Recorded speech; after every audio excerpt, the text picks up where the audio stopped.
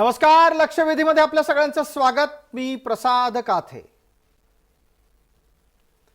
अंतरवली सराटी या जालन्यातल्या गावामध्ये सुरू झालेलं मनोज जरांगेंचं आंदोलन अद्याप कायम आहे। जरांगेंनी आपल्या तब्येतीची काळजी करावी, आंदोलनाच्या दरम्यान जी भूमिका ते मांडतायत त्या अनुषंगाने लढा सुरू ठेवावा, पण तब्येतीकडे दुर्लक्ष करू नये अशी एक सार्वत्रिक प्रतिक्रिया महाराष्ट्रात आहे। महाराष्ट्रातल्या या प्रतिक्रियेच्याच अनुषंगाने जरांगे आपलं आंदोलन कायम ठेवत असतानाच दुसऱ्या बाजूला एक नवा पेच आणि नवी अडचण समोर येताना दिसतेय। ती आहे कुणबी प्रमाणपत्राची। राज्य सरकारच्याकडून मराठे कुणबी किती आहेत किती नाहीत या संदर्भातला अहवाल शिंदे समितीला तपासण्यासाठी सांगण्यात आलं होतं।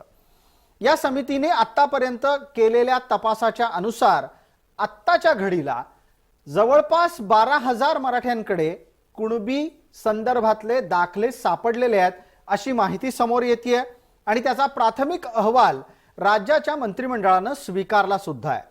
पण ही संख्या मराठवाड्यातल्या मराठ्यांच्या आत्ताच्या संख्येच्या तुलनेत नाममात्र आहे।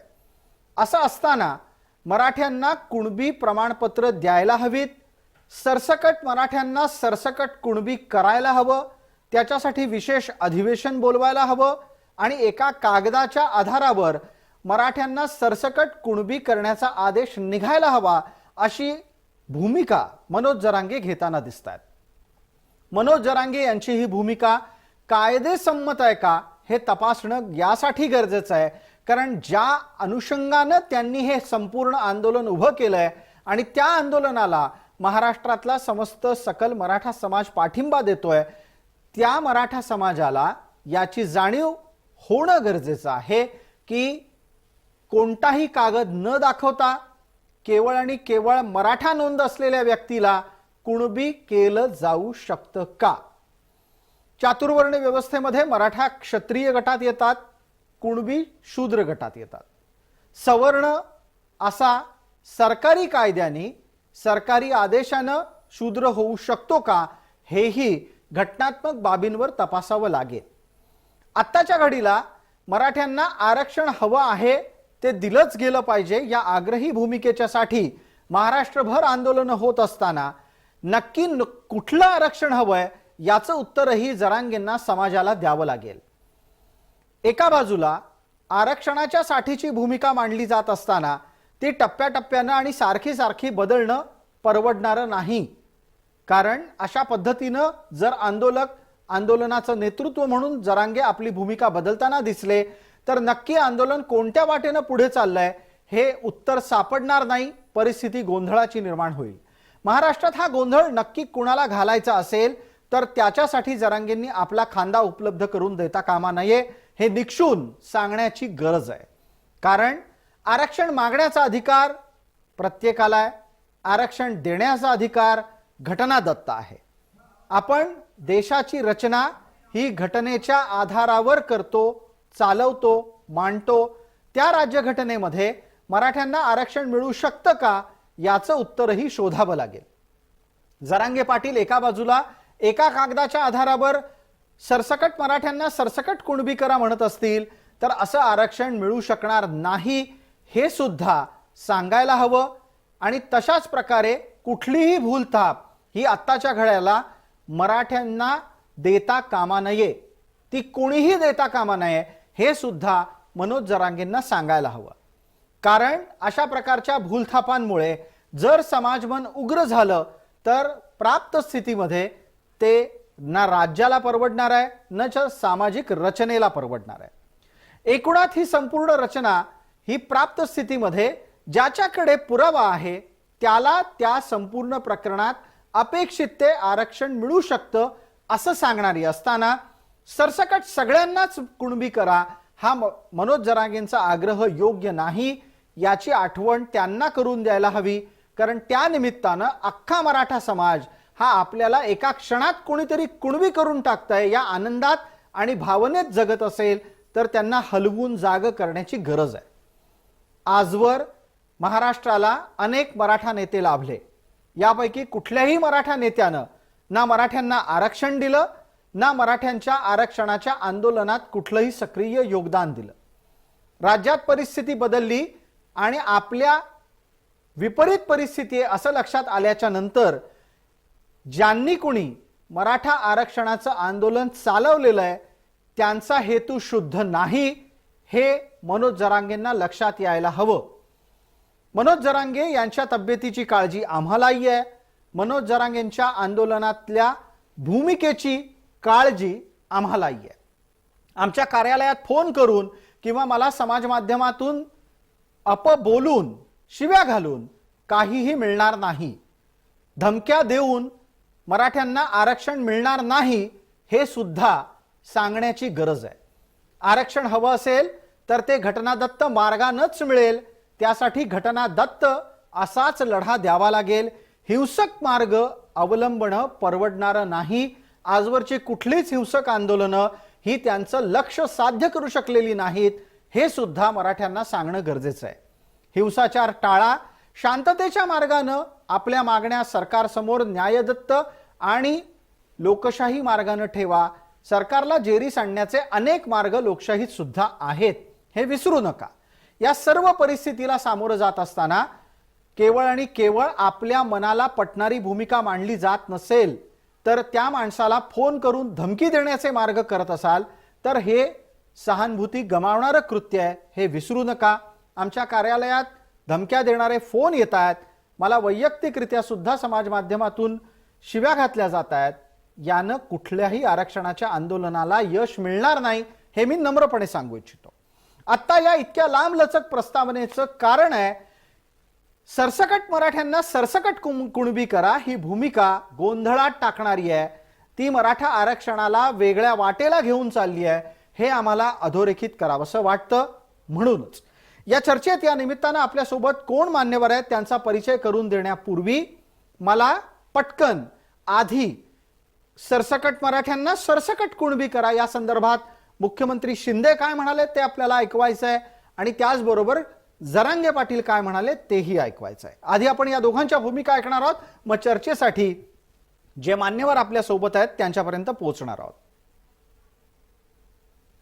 सुप्रीम कोर्टाने रद्द केलेलं आरक्षण जे आहे हे आरक्षण आताच्या क्युरेटिव्ह पिटिशनमध्ये त्याच्या त्रुटी दूर करण्याचं काम आणि मराठा समाज मागास कसा आहे हे सिद्ध करण्याचं काम वार फुटिंगवर युद्ध पातळीवर आमचं सरकार करेल आणि टिकणारं कायद्याच्या चौकटीत बसणारं आरक्षण जे आहे हे देण्यासाठी सरकार कटिबद्ध आहे। सरकारने जबाबदारी घेतलेली आहे।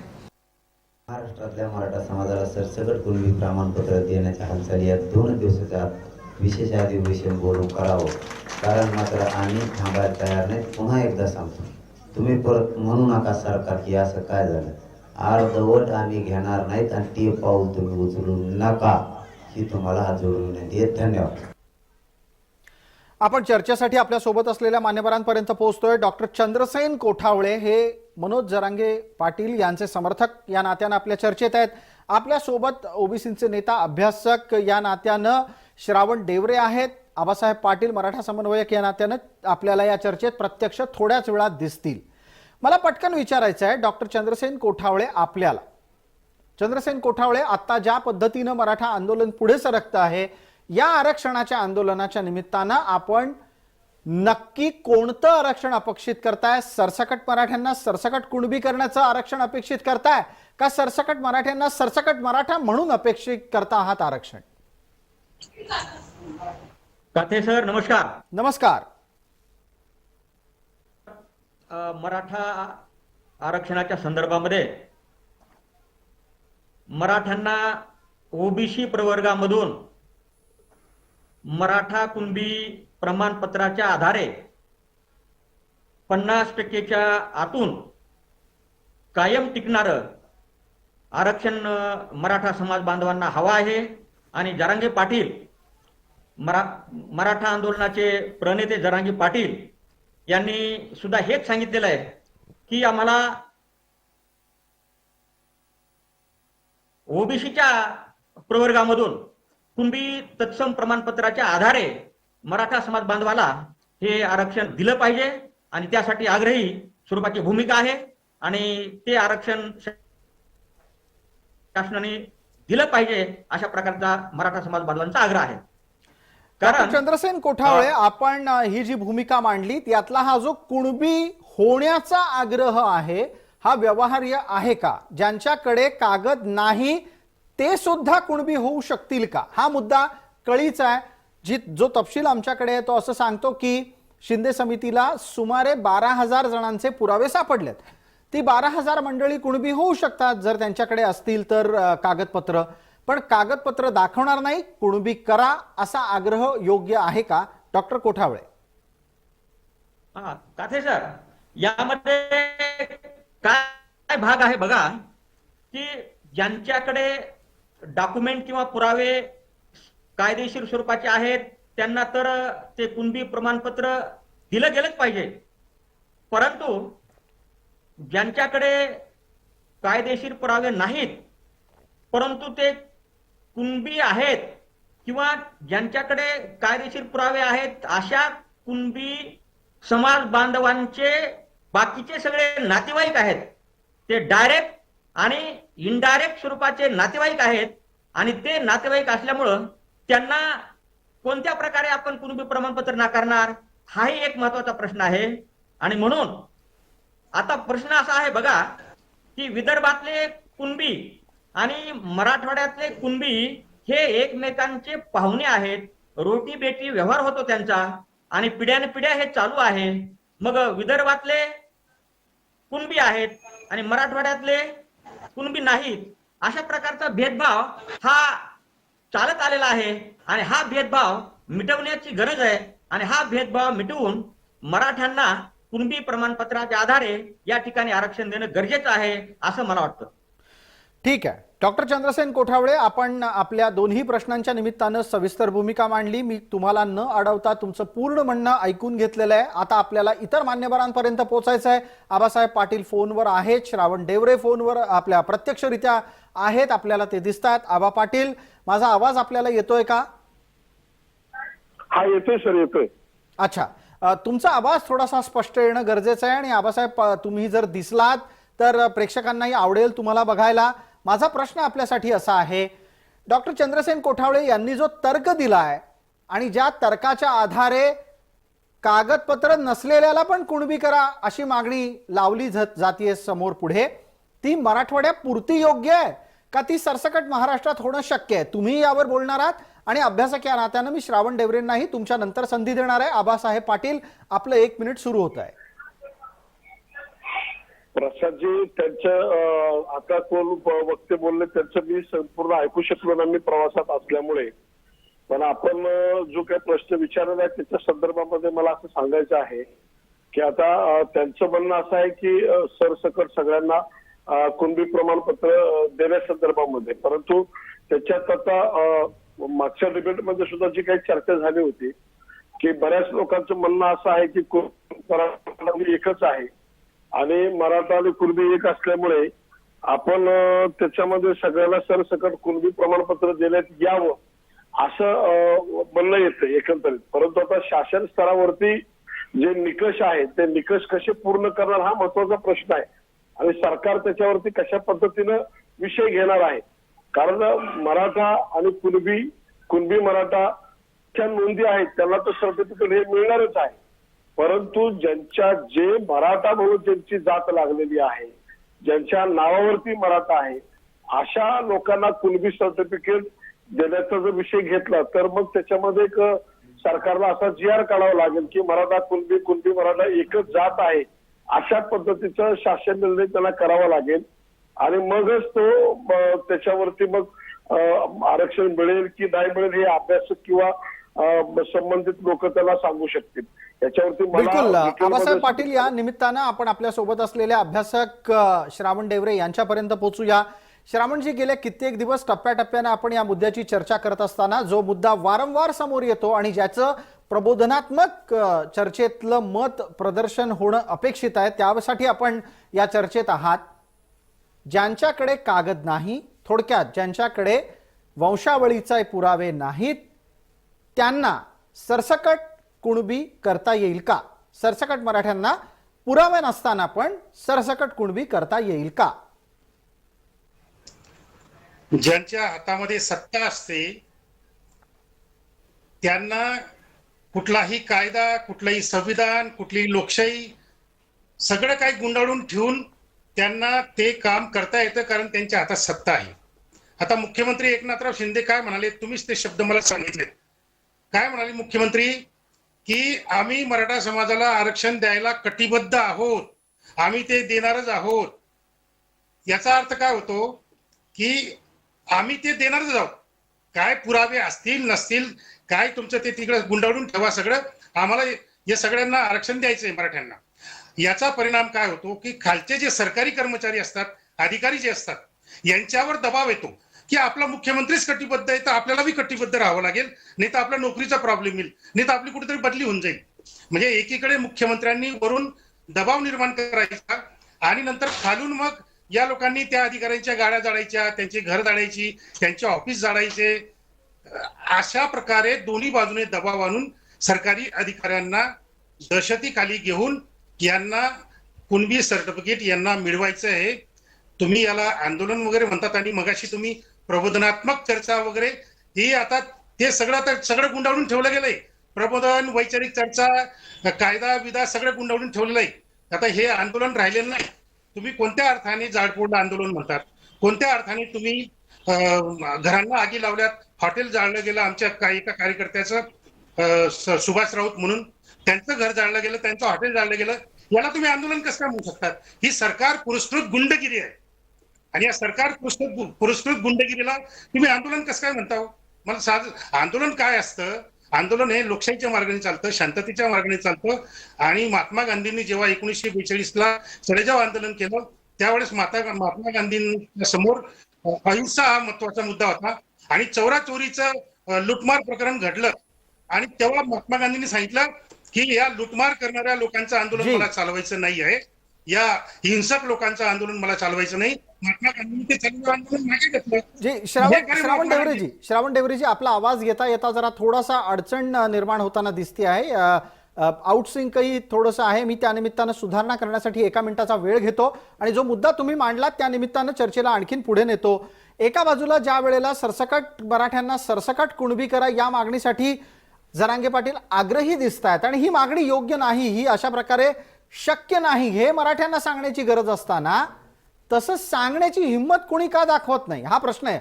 आणि याच्यावर आपण बोलाच, पण मी आपला तांत्रिक संपर्क पुन्हा एकदा प्रस्थापित करेपर्यंत डॉक्टर चंद्रसेन कोठावळे यांच्यापर्यंत जाऊन आपल्याकडे येतो आहे. चंद्रसेन कोठावळे, उत्तर द्या.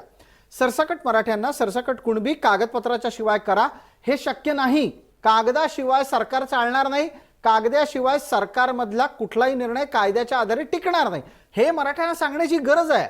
हे आम्ही जेव्हा सांगतो तेव्हा ऐकणाऱ्यांना मराठ्यांना राग येतो, पण आम्ही काही या प्रकरणातून तुमच्या विरोधातली भूमिका घेतोय असं नाही, जागा करण्याचा प्रयत्न करतोय हे लक्षात घ्यायला हवं. आणि डॉक्टर चंद्रसेन कोठावळे तुम्ही यावर बोलतं व्हायला हवं. काते सर, असा भाग आहे, मराठ्यांना सरसगट मराठा कुणबी प्रमाणपत्र देता येतं आणि ते कसं देता येतं हे बघा. कुणबी कुणाला म्हणायचं हा एक प्रश्न आहे. त्या प्रश्नाचं उत्तर मी सांगतो तुम्हाला. कुणबी म्हणजे जे शेती करतात आणि शेतीशी संबंधित व्यवसाय करतात. आता शेतीशी संबंधित व्यवसाय हे 11 आलुतेदार, 12 बलुतेदार हे जे आहेत हे सर्व ओबीसी मध्ये मोडतात, की जे सर्व शेतीशी आणि ग्रामीण भागाशी निगडीत व्यवसाय करणारे लोक आहेत. आणि शेतकरी म्हणजे कुणबी 11 आलुतेदार, 12 बलुतेदार हे सर्व एकाच पातळीवरचे प्रवर्ग आहेत, लोक आहेत, जाती आहेत.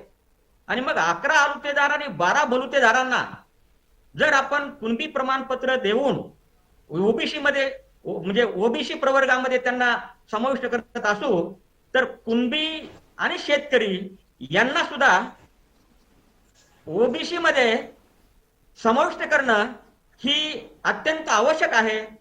कारण हे शेतकरी किंवा कुणबी याचा अर्थ जो आहे तो मी आता तुम्हाला सांगितला. आणि शेतकऱ्यांची अवस्था जी आहे ती आपण पाहतोय, कुणब्याची अवस्था जी आहे ती आपण पाहतोय. आरक्षण नसल्यामुळं जे युवक आहेत समाजामधले, या युवती आहेत, त्यांना गुणवत्तेमध्ये येऊन सुद्धा जी नोकऱ्यांची संधी मिळत नाही. आणि असं असल्यामुळं एक प्रकारे युवकांमध्ये आणि युवतींमध्ये डॉक्टर कोठावळे, डॉक्टर कोठावळे, आरक्षणाचा वापर हा सामाजिक प्रतवारीच्या बदलाच्या साठीचा आहे, तो आर्थिक उन्नतीसाठी नाही, हे लक्षात घ्यायला हवं. पण ठीक आहे, तुम्ही 2-3 मुद्दे मांडत आहात, वारंवार हे मुद्दे आरक्षणाला विरोध करताना समोर येत असतात.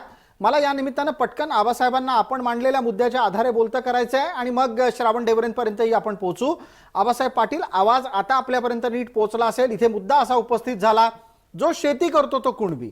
मग मला सांगा आबा पाटील, तुम्ही पण शेती करता, आबासाहेब तुम्ही शेती करता, तर तुम्ही कुणबी आहात का मराठा आहात?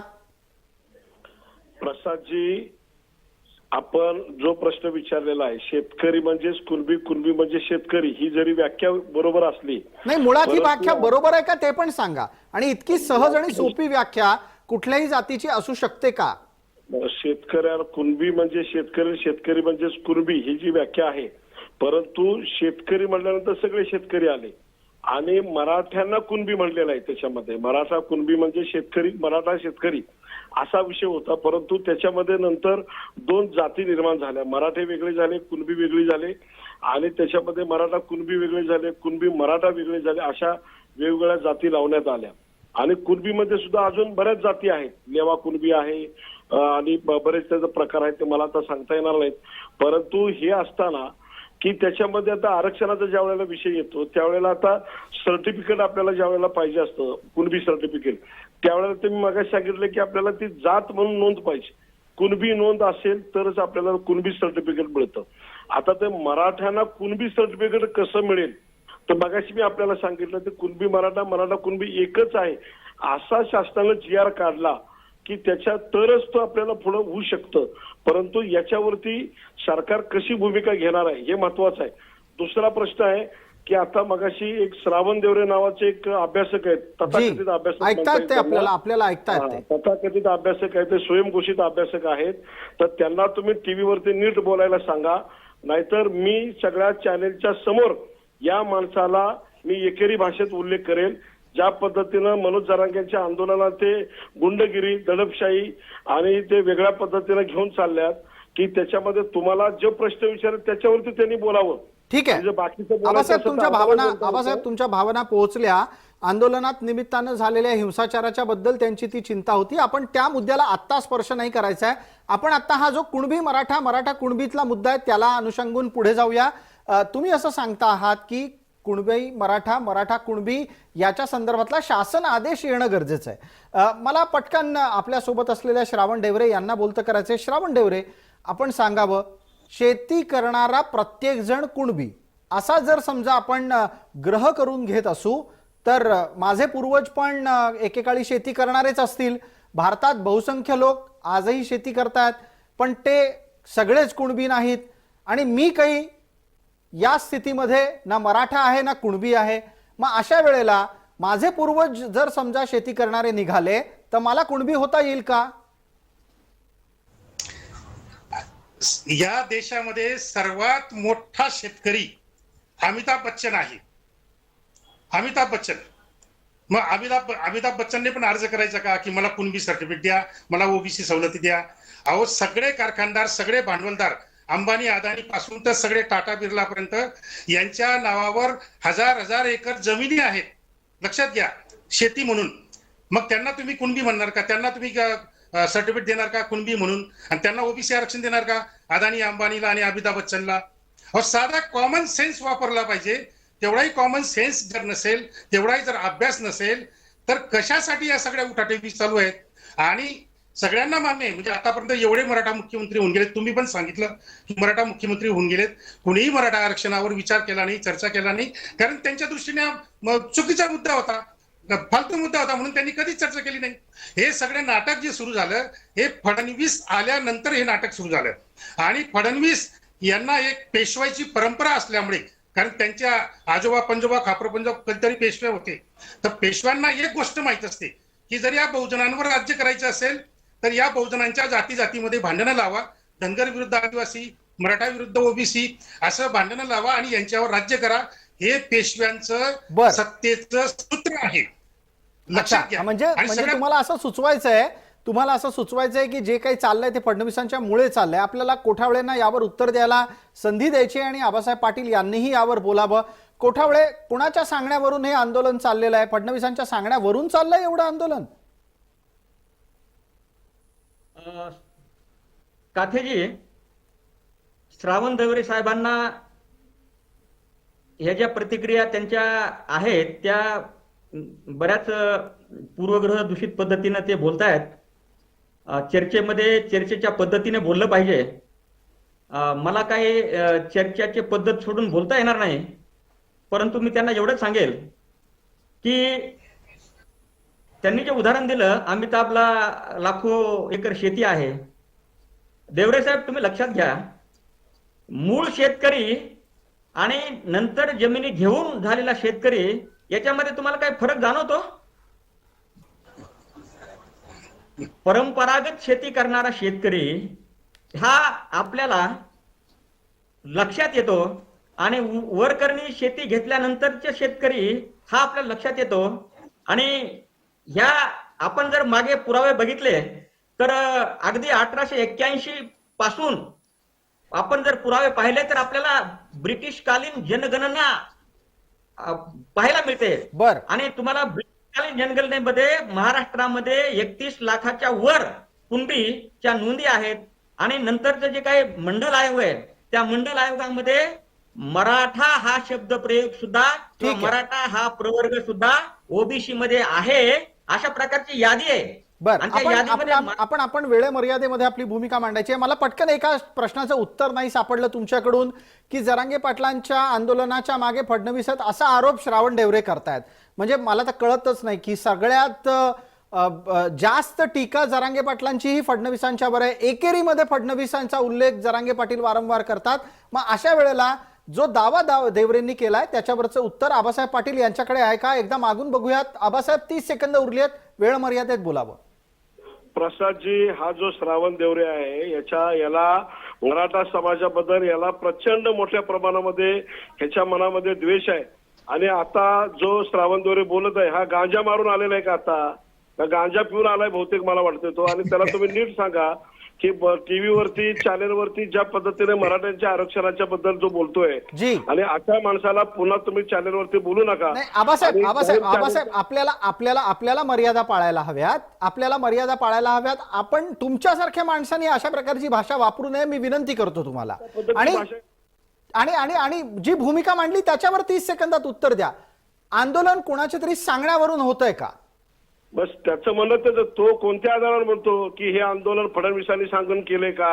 मग त्याच्या बापाला विचारू दे ना जाऊन तिथं, त्या छगन भुजबळला विचार जाऊन की आंदोलन कोणी बसवलं ते. आबासाहेब असं करू नका, ही भाषा बरोबर नाही. आपण मर्यादित राहून प्रत्येकाला आपापली भूमिका पटवून देता येऊ शकते आणि तशी केली पाहिजे. मला आत्ताच्या घडीला आपण माफ करा, केवळ आणि केवळ वेळ मर्यादेमध्ये मी आपल्याला थांबवतोय. अन्यथा मी आपल्याशी भाषेच्या अनुषंगाने योग्य पद्धतीनं चर्चेत सहभागी करून घेण्याची संधी निश्चित देता येऊ शकली असती. तुर्तास आपण सर्व मान्यवर चर्चेत सहभागी झालात त्याबद्दल आपले मनपूर्वक आभार. लक्षवेधीच्या या चर्चेमध्ये तुर्तास इतकंच. सर्व प्रेक्षकांना जय महाराष्ट्र.